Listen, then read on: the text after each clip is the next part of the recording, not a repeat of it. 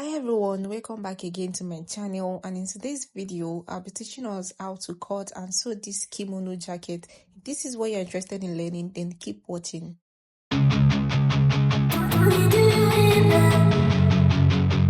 Here are the materials needed. So I folded my fabric into 2 using my length plus stitching allowance.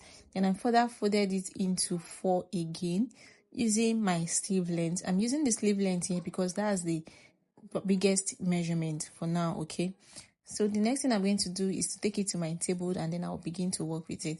So right here I'm already on the table and this is me showing you the number of folds that I have. So the first thing I'm going to do is to go in with my basic neck measurement of 3 by 1 inch. I'm cutting the back first. Okay, so after that I'm going to connect the points together with my free hand, and the next thing I would do is to take my sleeve length. Okay, for me I took the measurement from the center of my neck down to where I want my kimono to stop. From that point where my kimono sleeve stops, I'm going to be coming down from the top of my fabric by 10 inches for my sleeve opening. Okay, you can do 10 inches, you can do 12 inches. It all depends on how wide you want your sleeve opening to be. So the next thing I'm doing now is to mark my kimono length. So I'm using a length of 30 inches and I'm adding 1 inch for stitching allowance. Then I'll go ahead and connect the points together with my straight ruler. After that, I'll go in with my body measurement. I'm using my hip circumference here because the hip is the biggest measurement for me. So I'm using a hip of 38 inches and I'm going to divide that into 4, and then I'll add extra 4 inches for ease and sewing allowance. So now this allowance depends on how big you want your kimono to be. If you want yours bigger than mine, you can go ahead and add 6 inches, 7 inches. But I just want mine to be moderate, so I just added 4 inches. And mind you, 1 inch out of the 4 inches is going to be for stitching allowance. And after that, I'm just going to connect with a straight ruler from the bottom of my fabric down to my sleeve opening, just as you can see on the screen. I also went ahead to reconfirm my sleeve opening on that new line that I drew, which is my bust divided by 4 plus extra 4 inches. And I'm going to use my straight ruler to connect it like this. Then I'm going to curve this point, this sharp point between the sleeve opening and the body measurement with my curved ruler, just as you can see on the screen. You don't want that part to be sharp. Just go ahead and use your curved ruler, or you can even use your free hand as I am doing currently. So after this, the next thing I'm going to do is to cut out my fabric.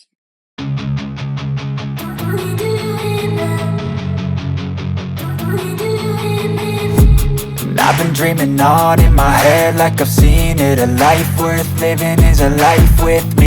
So after cutting this, I'm just going to open it up like this, and I'm going to take one part to be the front part. Okay, so I'm going to fold it together just as you can see on the screen. I'm going to arrange this properly. Okay, so one part of this is going to be for the front and the other part is going to be for the back. So now for the front, there is an opening and a collar of about 1.5 inches. So I'm just going to mark 1.5 inches from the top of my fabric down to the length, which is the part that I took to be the front piece. Okay, so I'm going to mark that all the way down, then I'll use my straight ruler to connect all the points together.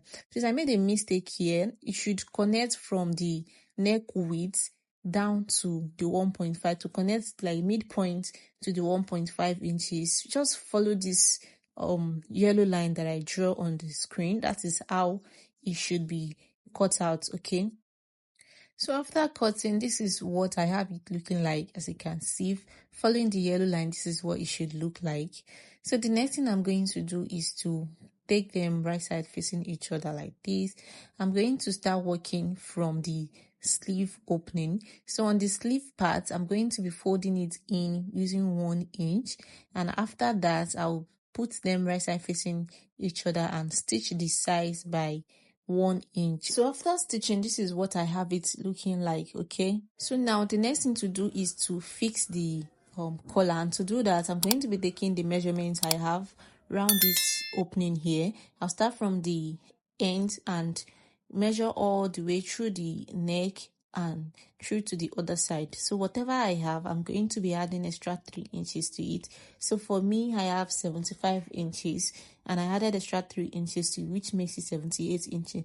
So the trick here is whatever measurement you have, make sure you add some inches to it. It's better for it to be in excess than for it not to be enough. Okay, so if it is in excess, you can still trim it off. All right, so this is what my collar looks like using the length I measured, and the width measures 4 inches. When I fold this into 2, that gives me 2 inches. Half inch is going to be for stitching allowance and the other 1.5 will be the actual collar. Okay, so what I'm going to do next is to take the kimono together like this, and I'm just going to get the midpoint on the neck area. So after getting the midpoint, I'm going to be making a mark there to indicate the midpoint, and the next thing I'm going to do is to attach my collar to it. And to attach the collar, I'm going to be folding the fabric into 2, which is 2 inches like that. Then I'm going to be stitching right side facing each other from that midpoint all the way around using half of an inch. And after doing that, the next thing I'm going to do is to fold the hem, and then I'll show us the end result. So this is what our kimono looks like. I was searching a hurry to deliver this outfit, so I could not take a proper picture or video. Pardon me for that, please. But this is what it looks like. Yeah. So if you enjoyed this video, please kindly give it a like, drop a comment for me in the comment section, share this video with your fellow soulmates, and do not forget to subscribe to my channel if you haven't already. So the next tutorial I'm going to be uploading on this channel will be that of this short with elastic waistband and a drawstring.